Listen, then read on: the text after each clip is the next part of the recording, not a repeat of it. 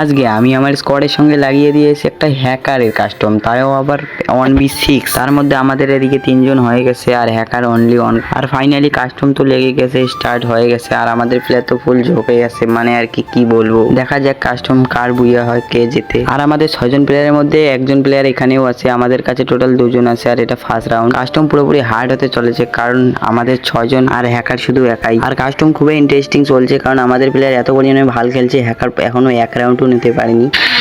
I need backup! I placed the super bonfire!